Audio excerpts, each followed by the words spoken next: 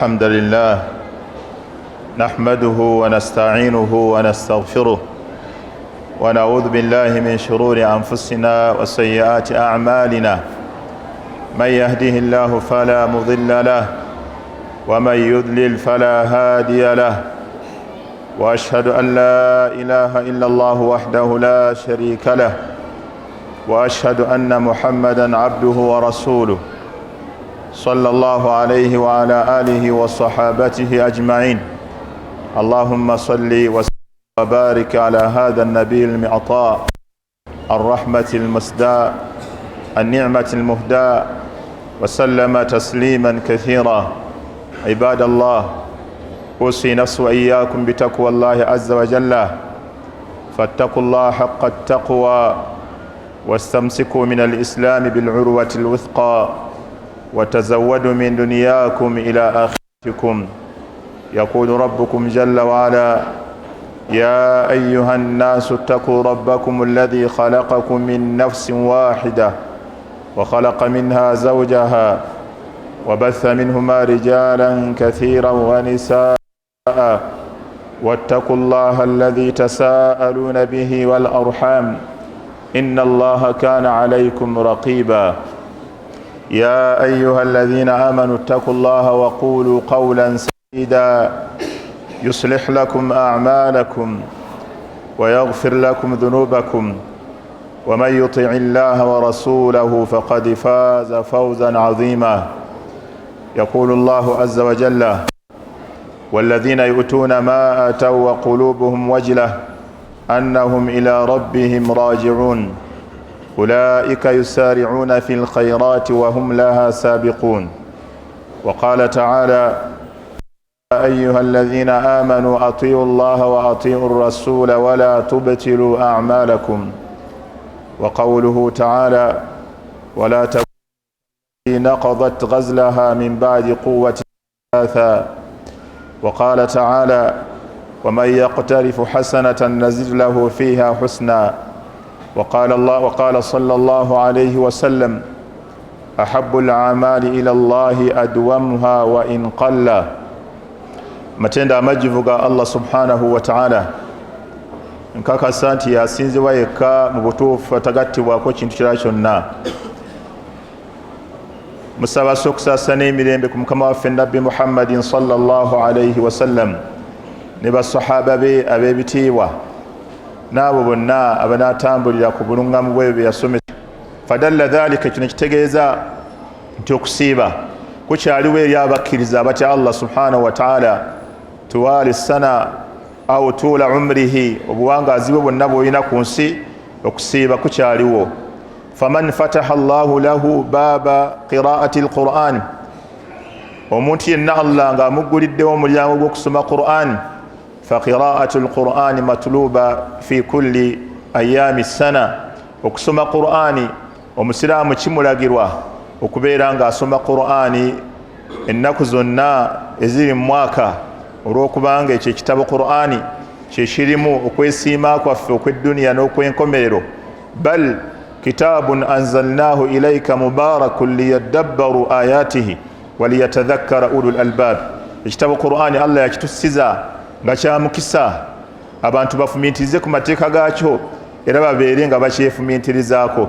Fa qiraatu alquran ma zaalat baaqiya, okusoma Qur'ani kukyaliwo lil muslim, eri omusiraamu ebbanga lyonna.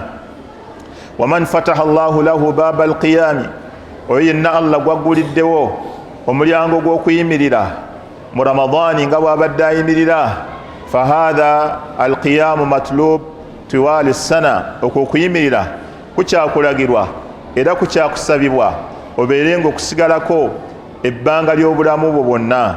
Allah subhanahu wa ta'ala bwe yali atenda abantu ab'omujjana yagamba: kaanu qalilan min allayli ma yahja'un wa bil askhari hum yastaghfirun. Baalinga mu budde obujjaalamu katono, wakadhalika obudde bwe buba bunaatera okukya ne bayimuka ne basaala. Okuyimirira ekiro mu dduwa Allah tabaraka wa ta'ala kukyaliwo obulamu bwo bwonna. Kyova olaba omubaka alayhi salatu wassalamu yakuutira Abu Hurayra okubeera nga talekaayo okusiiba ennaku 3 mu buli mwezi. Wakadhalika n'okubeera nga talekaayo witiri. Omuntu yenna Allah subhanahu wa ta'ala gwabadde asobozesezza okuyimirira omwezi mulamba kiba kyannaku okubeera nga tasobola kuyimirira ate eddakiika 10 oba eddakiika 2 okutuusa ate lwalinda Ramadani lwejja. Muddu wa Allah tabaraka wa ta'ala okuyimirira ekiro kyengera Allah subhanahu wa ta'ala kyaba wadde abaddu. Qala Abu Sulaiman ad-Darani, omumanyi gwe bayita Abu Sulaiman ad-Darani yagamba lawla qiyamu llayli lama tamannaitu albaqaa fi dunya, senga si sola ya kiro okuyimirira okwekiro saali egombye kubeera nga nsigala kuno ku nsi. Okuyimirira ekiro kyama eri abaddu ba Allah tabaraka wa ta'ala beyatebesa okuyimirira bamanye emigaso gy'okuyimirira ekiro. Hatta Hasan al-Basri yagamba ma taraka rajulun qiyama al-layli illa bidhanbin adhnaba, yagamba omuddu tasobola kulekayo sola ya kiro okujjako wabaawo ezambi lyakola. Lwaki? lianna dhunuba tud'ifu aljawarih, kubanga ebyonoono bwe biyitirira ku muntu binafuya ebiyungo bye n'abanga tasobola kuyimirira. Fa ba'dhu nnas, abantu abamu tajiduhu annahu qad taraka alqiyama mundhu laylata al-eid, osinganayo abaddu nga n'ekiro kyennyini ekya laylatul eid teyayimirira okutuusa olwaleero nga taddangamu kuyimirira.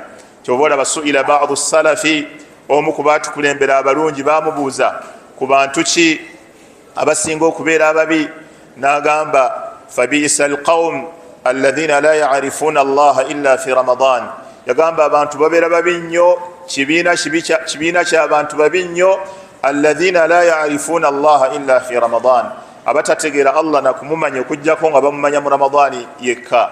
Waqala ba'dhu salafi, omu ku baatukulembera abalongoofu ye n'agamba nti farabbu ramadani rabbu baqiyati shuhur, Allah w'omwezi gwa Ramadani era ye Allah ow'emyezi gyonna egisigadde.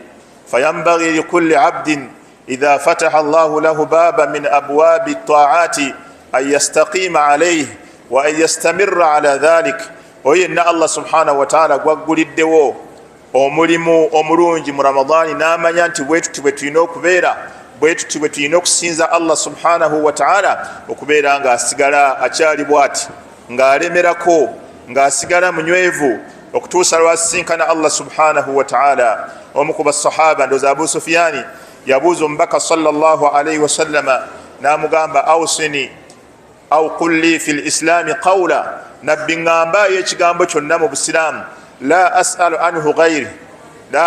anhu ghayrak, nga sigenda kuddayo kibuuza muntu mulala luvannyuma lwo. Faqala alayhi salatu wassalam, mbaka n'amugamba qul amantu billah thumma istaqim, yamugamba nti qul amantu billah, gamba nti nzikiriza Allah, thumma istaqim, bw'omala otereere onywere osigale ku mirimu emirungi gy'obadde okola. Baddu ba Allah tabaraka wa ta'ala, fal'amalu alqalil idha dawama alayhi al-insanu afdalu min al-a'mali al-kathira al-munqati'a, omulimu omutono omuddu abanga agukola n'asigala nga agubaddeko ebbanga lyonna. Omuntu abadde asoma ejjuzu 2 mu Ramadani, oli ng'asoma ejjuzu 1 oba asoma essula 10 mu Ramadani, n'awatali Ramadani onaasoma essula 10 yasinga okusinga abadde amalako Qur'ani emirundi 3 mu Ramadani. Omuntu abadde asaala eraaka 11 mu Ramadani, nga omulala asaala eraaka 3 mu Ramadani, n'ekitali Ramadani asaala 3 yamusinga. Omuntu yenna abadde akola omulimu omulungi mu Ramadani nga mutono naye ng'agusigalako, oyo mulungi okusinga abadde akola emirimu emirungi al-munqati'a nga gikutukawo.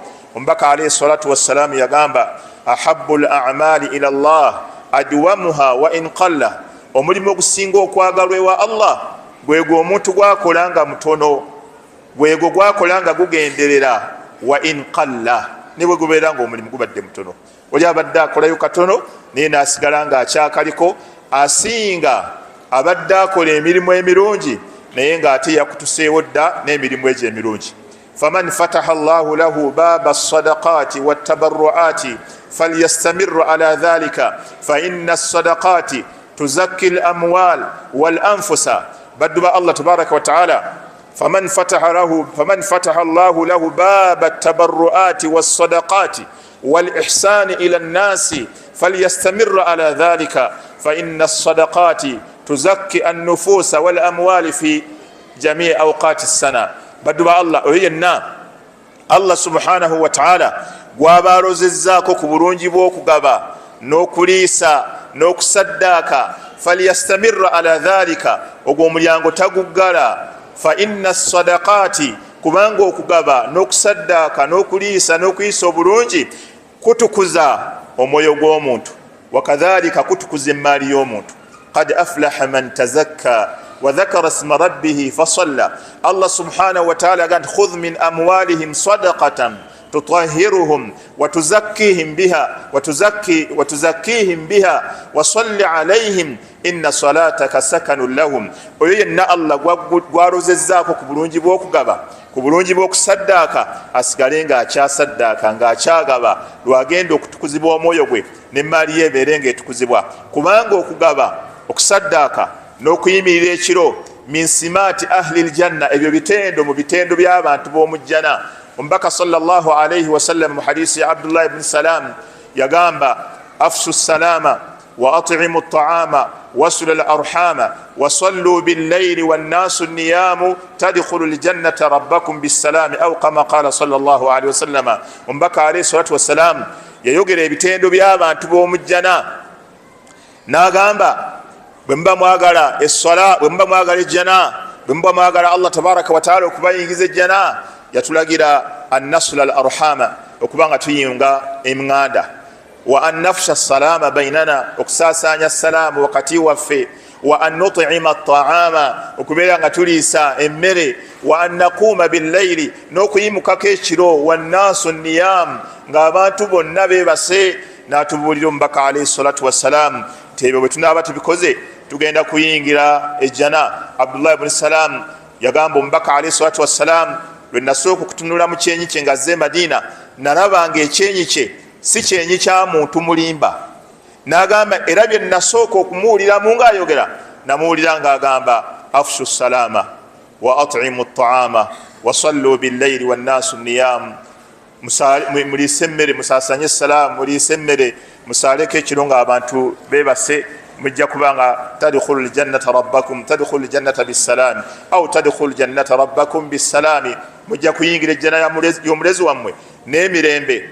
Baddu ba Allah tabaraka wa taala, faman fataha Allahu lahu baba alkhayr min abwabi alkhayr fala yatrukuha aw fala yatrukuhu fala yanbaghi lahu an yatakasala bal yanbaghi lahu an yastamirra wa an yuwadhiba ala dhalika.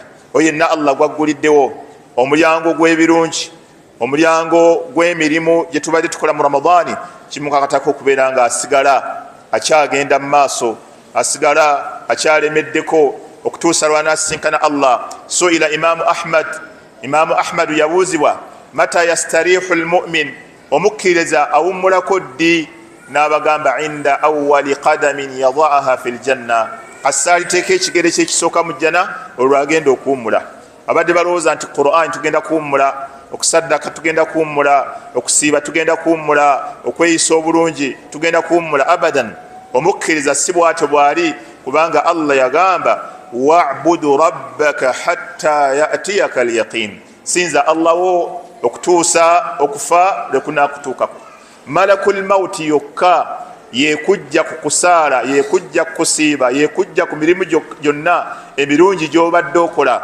Allah subhanahu wa ta'ala bwe yali ayogera ku baddu ab'omujjana abalulunkana, abafaayo ennyo emirimu gyabwe gino gye bakoze Allah agikkirize, yagamba walladhina yu'tuuna ma ataw wa qulubuhum wajila annahum ila rabbihim raji'un ulaika yusari'una fil khairat wa hum laha sabiqun. Allah subhanahu wa ta'ala yagamba nti walladhina yu'tuuna ma ataw, naabo ababa bakoze emirimu gye baba bakoze, wa qulubuhum wajila, naye ng'emitima gyabwe basigazza okutya okw'amaanyi n'okweraliikirira okw'amaanyi, annahum ila rabbihim raji'un, tessaawa yonna bagenda kuddizibwa eri mukama waabwe Allah subhanahu wa ta'ala. Aisha radiyallahu anha yabuuza omubaka alayhi salatu wassalam nti abo Allah bayogerakaawo, humu alladhina yashrabuuna alkhamra wa yusrifuuna, beba abanywa omwenge ne boonoona ne bakola bino ne bino ne bino. Namuga qaala la ya binta Siddiq, namugamba si kyekyo, Allah subhanahu wa ta'ala beyali ayogerako humul ladhina yusalluna beba basala wayasumuna nga basiba wayatasaddaquna nga basaddaka wahum yakhafuna an la yataqabbala Allahu a'malahum ninga basigaza okutya mitima emirimu gino tugikoze ni Allah ayinza obutagikiriza emirimu gino tugikoze ni Allah ayinza obutagikiriza walladhina yu'tuna ma ataw ababakola baba bakoze mu mirimu emirungi ng'eswala okusiiba okusaddaka okuyimirira ekiro wahum yakhafuna ninga balina okutya walladhina yu'tuna ma ataw wa qulubuhum wajila ng'emitima gyabwe gisigaza okukankana n'okweraliikirira annahum ila rabbihim raji'un nti abantu abo bagenda kudda ewa Allah bwe yali aboogerako yagamba atya ulaika yusari'una fil khairat wahum laha sabiqun abo banguyirira nnyo okwongera okukola emirimu emirungi era basigala bavuganya wahum laha sabiqun basigala bagivuganyako buvuganya kasaba manya tusiibye tusaddase tuyimiridde tukoze kino tukoze umra ni Allah ayinza okuba nti essaawa yonna ayinza obutakkiriza banguwa nnyo okuddamu okukola emirimu emirungi banguwa nnyo okuvuganya ku mirimu emirungi era kyoba olaba abamanyi baffe bagamba nti alhasanatu tunadi ukhtaha ekirungi kikowoola kinne waakyo wa min alamati qabuli al-amali as-saliha alhasanatu ba'da alhasana era abamanyi bagamba nti kwotegerera omulimu omulungi nti gukkiriziddwa kwe kulaba ngo ogugoberezaako ebirungi wali osaala osigadde osiiba kyovula mubaka alayhi salatu wassalam yatugamba man sama ramadana omuntu wasiiba omwezi gwa ramadani thumma atba'ahu 6 min shawwal nagugoberezaako oluvannyuma lw'ogusiiba ennaku 6 eza shawwal kana khasiyamu ddahar abeera ng'omuntu asiibye omwaka mulamba akhadha al-ulama min hadha al-hadithi annahu yajibu al-qada qabla siyami hadhihi al-ayyam abamanyi bajjamu eyo hadisi nti omuddu yenna bw'aba abadde ayina ennaku ezimubanjibwa mu ramadani kimukakatako kusooka kuliwa zimubanjibwa nga tannaba kusiiba nnaku 6 lwaki kubanga nabbi sallallahu alaihi wasallam yaga nti man sama ramadana omuntu bw'asiiba omwezi gwa ramadani thumma laba thumma eyetegeza ta'khir oluvannyuma lwa ramadani thumma oluvannyuma lwa ramadani eyo harfu al-atf naye kino kyereeta kibeera kijja luvannyuma lwakiri oli bwagamba mulimu olwarabu jaa muhammadu thumma sulaiman totegeera mbu bazze lumu oba ki wabula otegeeramu nti muhammadi ye yasoose oluvannyuma sulaiman najja kati nabbi yagamba man sama ramadana thumma atba'ahu 6 min shawwal omuntu wasiiba omwezi gwa ramadani oluvannyuma nagugoberezaako ennaku 6 eza shawwal kana kasiyami ddahar abanga asiibye omwaka omulamba tayib mulimu ekigambo ekirala man swama ramadana omuntu wasiiba omwezi gwa ramadani kitegeeza bw'oba osiibye ennaku 24 tonnasiiba mwezi gwa ramadani tonnaguweza gwe tonnabaguweza kati ogenda otya okusiiba ennaku eza sunna ng'ate guno tonnabaguweza ekyokubiri gwe kaifa taj'alu dhimmataka mashghulan binnafli duna alfard oddira otya ensingo yo n'ogifuula bize n'ekintu ekya sunna n'olekawo ekyobwetteeka butyanga mukyalawo wamuteeka awaka akukolera emirimu gye egyawaka egikolebwa abakyala ng'okufumba n'okuwoza engoye n'omusiŋŋana ng'ayambako neiba ng'engoye awaka zeetuumye ng'emmere tannafumba naye wa neiba awaata oyinza okikkiriza omusajja ategeera tosobola lwaki kubanga alese egigye egy'obwetteeka ate yeefudde bize negiri egya sunna egy'okuyambako nawe ekityo ibadaati ez'obwetteeka zetukulembeza ku za sunna agamasala njagala tugajjewo nago kubanga nabbi sallallahu alaihi wasallam yagamba mu hadisi al-qudusi Allah yagamba wama taqarraba ilayya abdin bi'amalin ahabbu ilayya mimma aftaradtuhu alayhi omuddu talina mulimu gwayinza kusembera nago gyendi nga ngwagala nnyo ng'ogwo gwe namulalikako wama taqarraba ilayya binnawafilin hatta uhibbahu oluvannyuma tayinza kusembera gyendi n'emirimu egya sunna okutuusa nga mwagala Allah asoosezza mulimu gwa bwawajibu Allah asoosezza mulimu gwa bwatteeka era omuntu yenna bw'aba abanjibwa ennaku 6 n'asiiba mu shawwali ennaku 6 n'afa yamuutu wa zimmatuhu mashghula afa abanjibwe wa Allah naye ate senga abadde abanjibwa ennaku 6 n'agamba okusiiba shawaali ngenda kukereesa kansooke ensiibe zino ez'emmanjibwa 6 eza Ramadani n'afiiraawo tewali amubanja bal yujaru ala niyatihi asobola n'okufuna empeera senga enniya abadde agirina nti nja kusiiba asobola okufuna empeera. Nolwekyo baddu ba Allah tusiiba Ramadani ne tugimalako ennaku ezitubanjibwa zonna oluvannyuma ne tulyoka tulowooza okusiiba okugoberezaako thumma atba'ahu nadala kugoberezaako gwatannaba kumalayo Ramadani tosobola kugoberezaako. Ogobereza ku ki? Ogobereza ku ki? Ogobereza ku kitundu? Ogobereza ku Ramadani ajjudde gwogoberezaako ennaku 6. Baddu ba Allah tabaraka wa ta'ala, Allah subhanahu wa ta'ala yatugamba abaddu abakola ebirungi ne basigala nga beeraliikirivu nti essaawa yonna bagenda kudda ewa Allah, abo banguwa nnyo okukola emirimu emirungi, basigala bakyakola emirimu emirungi. Baddu ba Allah tabaraka wa ta'ala, emirimu emirungi gyonna gye tubadde tukola mu Ramadani bw'atyo Allah subhanahu wa ta'ala bw'atwagala okubeera nga tugikola ne mu biseera ebirala ebitali bya Ramadani. Era kibi nnyo baddu ba Allah tabaraka wa ta'ala omuntu okukola emirimu emirungi nga bwe twagikoze mu Ramadani ate n'ayonoona emirimu gye. Ye aya gye nasomye nga ntandika, ezimu ku ayati ze nasomye, Allah subhanahu wa ta'ala yatugamba ya ayuha alladhina amanu, abange mmwe abakkiriza, atiu llaha wa atiu rasula, mugondere Allah mugondere n'omubaka, wala tubtilu a'malakum, temwonoonanga emirimu gyammwe. Omulimu gw'omulungi gw'omaze okukola ogw'ebbeeyi ate gwe n'ofuuka ensonga ey'ogwonoona. Awalala Allah subhanahu wa ta'ala yatugamba wala takunu kallati naqadat ghazlaha min ba'di quwwatin ankatha, temubeeranga omukyala eyaluka omukeeka oluvannyuma n'amala masala nga mwezi mulamba aluka mukweka ng'amanyi bulungi oguluka, oluvannyuma lw'omwezi okuggwako ate mugende okumuyitaku kabalaza wabadde agulukira ng'ate agusumulula ng'ate agusattulula, n'abeera nga omukeeka ogubadde gunyiridde omulungi oba omuguwa ogubadde guwedde ng'ate agwonoona. Baddu ba Allah tabaraka wa ta'ala, tetwonoona emirimu gyaffe. Era dhakara al-ulama ba'd al-asbabi lihubuti al-a'mal, abamanyi batubuulirayo ensonga eziyinza okuvaako emirimu gy'omuntu okusazibwamu. Yengenda okumaliza nazo. Hunaka asbab, waliwo ensonga dhakaraha al-ulama nga bamanyi bazoogera annaha takunu sababan lihubuti al-a'mal as-salihat, nti zifuukira ddala kanaaluzaala ow'emirimu emirungi nga gye twakola okubeera nga gisazibwamu. Minha, mu nsonga ezo, ashiriku billahi azza wa jalla, okugatta ku Allah subhanahu wa ta'ala. Fashiriku al-akbaru wal-asgharu sababun lihubuti al-a'mal, shirika omunene n'omutono nsonga emu ku nsonga ezitta emirimu.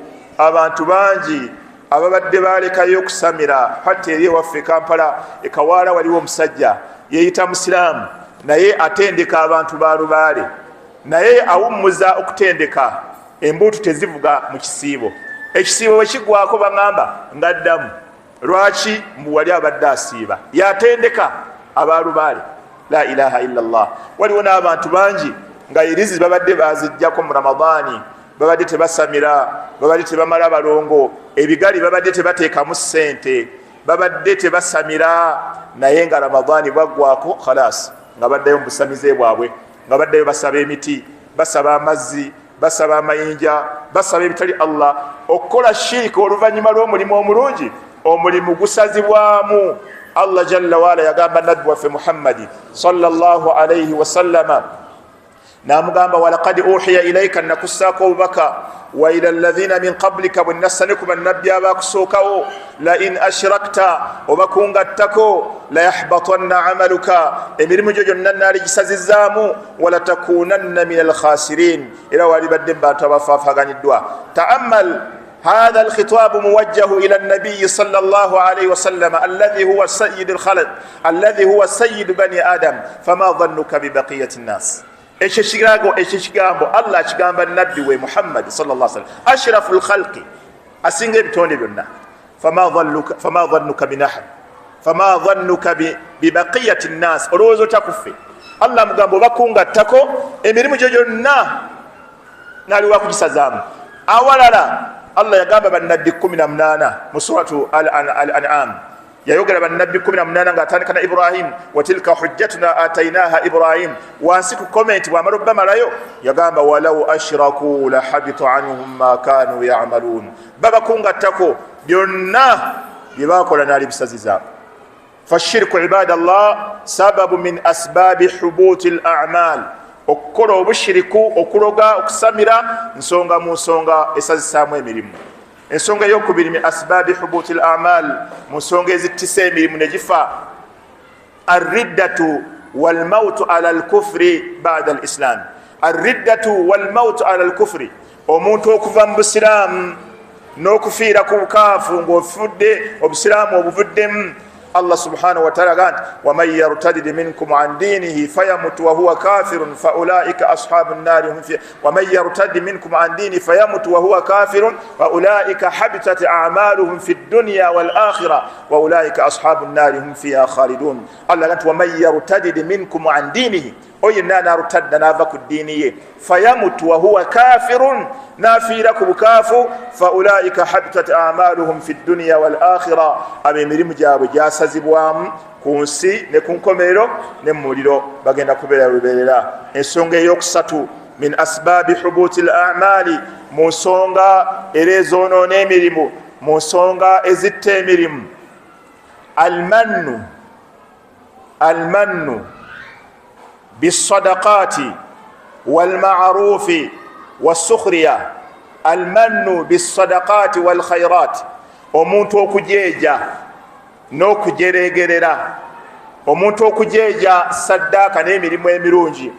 Abo boolaba babadde bawangalira ku mmere ya muzikiti, abo ffe tubadde tubayamba, ekanzu ze nagimuwa, oyo ffe tubadde tumubeezaawo, oyo ffe tubadde tumuyamba senga siki, okubanga olina kyokola ekirungi ate bw'omala n'ojeeja.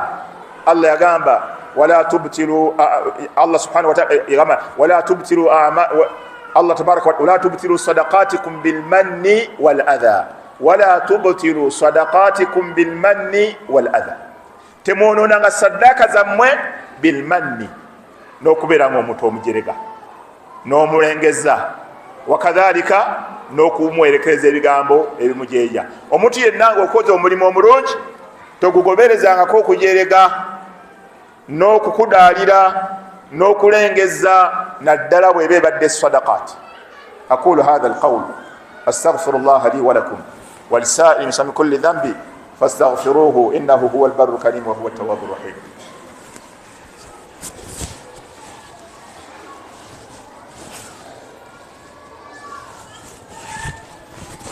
الحمد لله على إحسانه والشكر له على توفيقه وامتنانه. أشهد أن لا إله إلا الله وحده لا شريك له وأشهد أن محمدا عبد الله ورسوله. عباد الله، ومن أسباب حبوط الأعمال مسونغ زونوني من مجابد أيوكنا رفع صوت فوق صوت النبي صلى الله عليه وسلم وتقديم الرأي والهوى على سنته صلى الله عليه وسلم. musonga emirala ezisazisaamu emirimu okusitula eddoboozi ku ddoboozi ly'omubaka Muhammad sallallahu alaihi wasallam, n'okukulembeza endabayo n'okwagala kw'omutima gwo ku sunna z'omubaka Muhammad sallallahu alaihi wasallam, nga bagamba omubaka agamba kino naye gwe kyoyagala kikulemesa okukola nabbi kyagamba. Nabbi agamba kino, yaziyiza kino, alagira kino, naye gwe okulembeza byoyagala. Babaseka ne basoma ne babuulira ne bagamba ng'olina kyoyagala, toyagala kuwuliriza nabbi byagamba. Allah subhanahu wa ta'ala yagamba ya ayyuhalladhina amanu, abange mmwe abakkiriza, la tarfa'u aswatakum fawqa sawti an-nabi ولا تجهروا له بالقول كجهر بعضكم لبعض أن تحبط أعمالكم وأنتم لا تشعرون. abange mmwe abakkiriza temusitula amaloboozi gammwe, temusitula emitwe gyammwe awali eddoboozi ly'omubaka Muhammad sallallahu alaihi wasallam. Nabbi kyalagidde tokikubako kifuba, emirimu gyo gijja kusazibwamu, emirimu gyammwe gijja kusazibwamu nga nammwe temumanyi. wa min asbaabi hubuuti al-a'maal, ne mu nsonga ezittisa emirimu eyokutaano oba eyokuna eyokutaano mu nsonga ezittisa emirimu ezivaako emirimu gife arriya fi libada okukola kabandabe okukola bakabandabe ekiyitibwa riya kyeki huwa talabu almanzilati fi qulubi nnas kwe kunoonya ekifo mu mitima gy'abantu kyova olaba ekyo yadhharu dhalika kathira hatta ala alsinati badi duati ekyo kyeyoleka nnyo wa hatta ne ku nnimi z'abaduati abamu abakola daawa ogenda kulaba ayogedde kino abantu bwe banyiiga ng'ayogera kiri ogenda kulaba asomesa kino bw'alaba abantu tebibakolera ng'akyusa asomesa kiri omulaba buli kaseera nga yatanaqalu min shaiin ila shaii talaban lirida nnas ava ku kino ekituufu n'ayogera ekifu olwaki abantu kibaagala abantu kibagula kyobulaba asulu ya riya talabu lmanzilati fi qulubi nnas okunoonya ekifo mu mitima gy'abantu bakukubira engalo bakukubira akaluulu bakwagale bakuwa akasente bakugulira emmotoka bakuzimbira emnyumba bakukolera ebirungi osigale nga bakuwaana oyo seka yasoma oyo mukugu oyo alina hikima ebyo byeyoleka nnyo ku baduati ku nnimi zaabwe okukyukakyuka fatu waayogera kino ate akola kirala subhanallah ekiyitibwa riya talabu duniya bi amali libada okubanga emirimu egy'okusinza allah gwoginoonyamu byansi allah subhanahu wataala abamanyi bagamba nti aya eno eri mu suratu hud allah subhanahu wataala bwe yali ajogera yagendereramu kwewaza nakutegeeza bantu abakola ki abakola ibadaati nga banoonyamu byansi abakola ibadaati nga banoonyamu kawogo abakola emirimu gy'eddiini nga banoonyamu abantu babalabe nga banoonyamu allah subhanahu wataala kubanga sigo bakulembeza banoonyamu kusiimwa abantu banoonyamu kugaggawala ne ahadisi empitirivu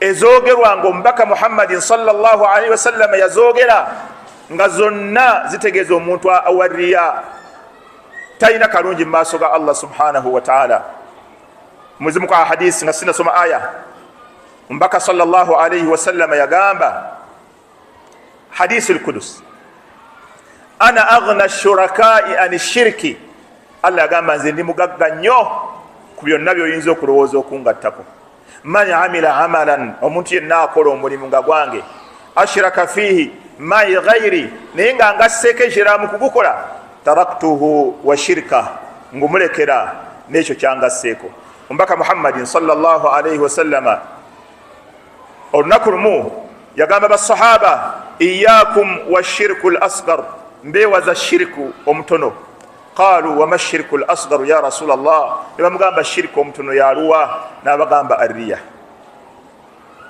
okukola ekintu ng'onoonyamu abantu bakuwaane onoonyamu abantu bakusiime subhanallah abo bangi nga banoonyamu bya duniya kati ibada yonna bwe wagikola wasaddaaka ng'onoonyamu byansi abo abakoze be batyo ulaika laisa lahum fi lakhirati illa nnar wahabita ma sanau fiha wabatilu ma kanu yamalun allah subhanahu wataala bwe yagamba surat hud abo emirimu gyabwe gyasazibwamu ulaika laisa lahum fi lakhirati illa nnar abo ku nkomero tebalinayo kirala okujjako muliro wahabita ma sanau fiha byebakola ku nsi byasazibwamu wahabita ma sanau fiha wabatilu ma kanu yamalun era bifu byonna bye baali bakola ekisembayo min asbaabi hubuti al-amal mu nsonga ezisisa era ezoonoona emirimu tarku salah omuntu okulekayo essala omubaka sallallahu alaihi wasallam yagamba man taraka salata al-asri faqad habita amaluhu man taraka salata al-asri omuntu walekayo essala ya asiri faqad habita amaluhu emirimu gye gisazibwamu abamanyi bayawukana ku mirimu gye gisazibwamu abalala ne bagamba emirimu amalu lyaumi egy'olunaku lwabakoze bwaleka asiri gisazibwamu jumhuru ulama ne bagamba emirimu gye yakola okuva lwe yaweza emyaka 15 gisazibwamu gyonna olunaku lwalisa eswala ya asiri. Bameka abatandise dda okuzireka? Abdullah ibn Mas'udi yagamba ku mulembe gwa Nabbi sallallahu alaihi wasallama abantu bonna bajjanga ku muzikiti abasajja ne basaala mu muzikiti, wala yatakhallafu anha illa munafiqun ma'lumun nifaq. Ku mulembe gwa Nabbi tewaliyo muntu yagaana kujja kusaala swala mu muzikiti okujjaho nga yaba munnanfuusi, ng'obunnanfuusi bwe bumanyikiddwa n'ebintu ebirala bingi abamanyi bye baayogera. Falnahdharuha, tubeere nga tubyewala kubanga bijja kusazaamu emirimu gyaffe emirungi.